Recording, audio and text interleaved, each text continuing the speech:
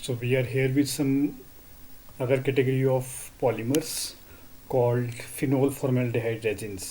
तो ये भी एक इम्पॉर्टेंट टॉपिक आपके सिलेबस में मेंशन्ड है। ये एक और कमर्शियली इम्पॉर्टेंट पॉलीमर्स की कैटेगरी है, फिनोल फॉर्मेल्डिहाइड रेजिन्स। अब इनके नाम से ही पता चल रहा है कि इसमें जो मोनोमर यूनिट रहने वाले हैं वो फिनोल और फॉर्मेल्डिहाइड रहने वाले हैं, और इनको फिनोलिक रेजिन्स के नाम से भी जानते हैं। ये एक सिंथेटिक पॉलीमर की कैटेगरी को रिप्रेजेंट करते हैं and they are obtained by the reaction between phenol and formaldehyde. जैसे मैंने आपको पहले ही कहा, they are widely used for the production of molded products. Depending upon the molar ratio of the monomers and the reaction conditions, different types of products can be formed.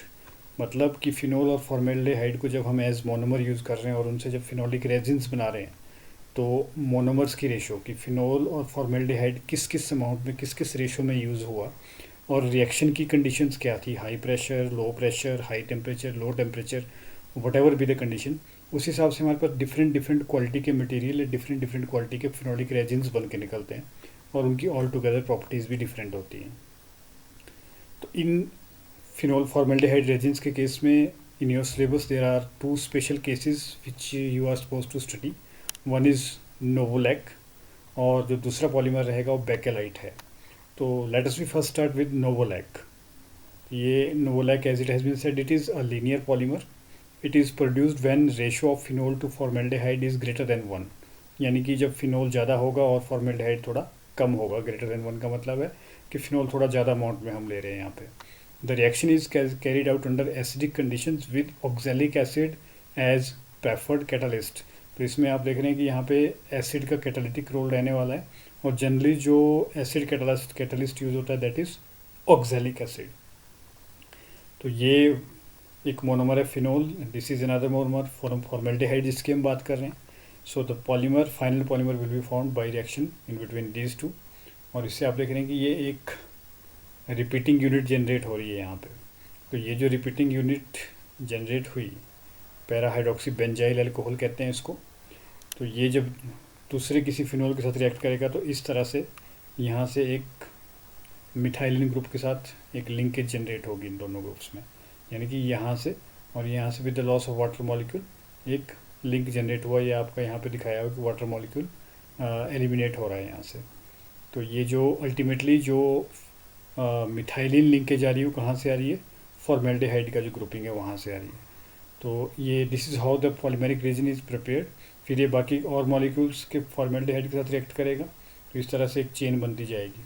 So this is the case of novolac resin. हमने पहले ही कहा कि एक linear polymer है। इसका मतलब क्या हुआ कि ये जो लिंकेज रहेगी ऑर्थो ऑर्थो ही रहने वाली है, ऑर्थो पैरा नहीं रहेगी, क्योंकि अगर पैरा लिंकेज भी हो जाती है तो फिर नेटवर्क पॉलीमर बन जाएगा वहाँ पे। तो generally in this case the linkage is ortho ortho, that is why a linear polymer is formed as it has been already said. Ortho orthomethylene bridges have been shown in above reaction, but there is equal probability of formation of para para and ortho para methylene bridges. In that case, the polymer formed will be a bit of network polymer, cross-linked polymer. So these are some important properties and uses of Novolac, and it's a two-step resin. It require a curing agent or hardener to form a thermosetting. तो इसकी जो general property है thermoplastic होता है। आपने दो तरह के पॉलीमर की प्रॉपर्टीज़ पढ़ी होंगी चैप्टर फर्स्ट में, कि थर्मोप्लास्टिक होते हैं और थर्मोसेटिंग होते हैं। तो ये जो पॉलीमर है नोवोलैक, ये थर्मोप्लास्टिक पॉलीमर है। अगर हम इसको थर्मोसेटिंग पॉलीमर बनाना चाहते हैं तो हमें कुछ बाहर से हार्डनर या क्योरिंग एजेंट इसमें ऐड करना पड़ता है during synthetic phase. They are solid at room temperature but soften and flow between 65 to 105 degree Celsius. So it is the property of thermoplastic polymers कि जब उनको हीटअप करते हैं तो वो एक सॉफ्ट स्टेज में आ जाते हैं और फिर वो एक टाइम के बाद लिक्विड की तरफ फ्लो करना शुरू कर देते हैं। They are soluble in many polar organic solvents but not in water. पानी में सॉल्युबल नहीं है, बट बाकी कोई और पोलर सॉल्वेंट होगा, ऑर्गेनिक सॉल्वेंट होंगे तो उसमें वो सॉल्युबलाइज हो जाते हैं।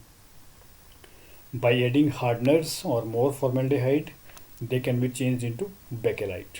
तो अगर हम ज़्यादा रेशो फॉर्मेल्डिहाइड की रखेंगे, हमने भी देखा कि 1 इज जो उसमें हायर रेशो रखते थे वो फिनोल की रखते थे सिंथेसिस में, जिसकी वजह से यहाँ पे जो पॉलीमर बनता था वो नोवोलैक बनता था, लीनियर पॉलीमर बनता था। बट इन्होंने कहा कि अगर हम इसको रिवर्स कर दें, अगर हम फॉर्मेल्डिहाइड की कंसनट्रेशन बढ़ा दें उसमें, तो यहाँ पे एक नेटवर्क पॉलीमर मिलेगा जो कि बेकेलाइट को रिप्रेजेंट कर रहा होगा। मतलब बेकेलाइट का जो स्ट्रक्चर होने वाला है वो नेटवर्क पॉलीमर का होने वाला है, ये हम देखेंगे अगली स्टेज में, अगली स्लाइड्स में। दे can be used for the production of ion exchange resins. Ion exchange resins होते हैं जो अपने सरफेस के कैटायंस या एनायंस को सॉल्यूशन के कैटायंस या एनायंस के साथ एक्सचेंज कर लेते हैं। They are used as tyre tackifiers and as curing agent for epoxy resins. So tyre tackifier मतलब उनका एक एडहेसिव रोल रहता है, टायर्स का जो एडहेसिव्स का काम होता है उसमें यूज़ हो सकते हैं। सो this is another polymer called bakelite. अब इसकी थोड़ी सी बात हम पिछली स्लाइड में भी कर चुके हैं कि this involve ortho and para hydroxy benzyl alcohol and they undergo polymerisation to produce cross linked polymer known as Bakelite. मैंने आपको पहले ही कहा था कि अगर हम फॉर्मेल्डिहाइड की रेशो ज़्यादा कर देंगे वहाँ पे तो क्या होगा, वहाँ पे क्रॉस लिंक्ड पॉलीमर बनने के चांस है, क्योंकि फॉर्मेल्डिहाइड अल्टीमेटली रिस्पॉन्सिबल है इस तरह की लिंकेजेस के लिए। तो फॉर्मेल्डिहाइड अगर कम होगा तो कम मिथाइलिन ग्रुप प्रेजेंट है, तो ये जो चेन है वो लीनियर चेन बनती जाएगी। अगर फॉर्मेल्डिहाइड एक्सेस में लिया होगा आपने तो चांसेस हैं कि इसका पैरा पोजीशन है वो भी दूसरे ग्रुप की पैरा पोजीशन के साथ इस तरह से मिथाइलिन लिंकेज बनानी शुरू कर दे। सो ये जो एरो से यहाँ पे दिखाया हुआ है, this is representing the case where cross linking has begun because of the excess presence of this what we call formaldehyde groupings. So ये पैरा हाइड्रोक्सी बेंजाइल अल्कोहल बना, ऑर्थो हाइड्रोक्सी बेंजाइल अल्कोहल बना, जब इनकी combination से एक network polymer बनता है, इसको क्रॉस लिंक्ड पॉलीमर भी कहते हैं। तो इसकी कंपैरेटिवली जो स्ट्रेंथ है क्रॉस लिंकिंग की वजह से ऑल टुगेदर डिफरेंट हो जाएगी, जो हमने नोवोलैक्स से पढ़ा था। As it has been said it is a thermosetting polymer. तो वहाँ पे हम देखते थे कि थर्मोप्लास्टिक नेचर का है। यहाँ पे जो पॉलीमर होने वाला है वो थर्मोसेटिंग है, मतलब हीट का इफेक्ट जब इस पर होगा तो जब आप हीट सोर्स को रिमूव करेंगे तो परमानेंटली सेट हो जाएगा, अपनी ओरिजिनल पोजीशन रिगेन नहीं करेगा। It has high strength, it has high resistance to heat and chemicals, ये इसकी अच्छी प्रॉपर्टी है। It is very poor electrical conductor, तो मतलब इलेक्ट्रिसिटी कंडक्ट नहीं करता तो हम इसको इंसुलेशन के पर्पज से यूज़ कर सकते हैं। तो ये एप्लीकेशन यहाँ पे होने वाली हैं इसकी। It is use for making electrical switches and machine parts, जैसा मैंने पहले ही कहा कि ये इंसुलेशन में यूज़ हो सकता है, इलेक्ट्रिकल इंसुलेशन में। It is also use for making combs, fountain pens and table tops. जितने भी हमारे प्लास्टिक मटेरियल हैं उनकी सिंथेसिस में यूज़ हो सकता है। It can be use for preparing handles of variety of utensils like pressure cookers, frying pans etcetera. क्योंकि इन्होंने लिखा है कि it has high resistance to heat and chemicals, मतलब हीट का इस पर ज़्यादा फर्क नहीं पड़ता है।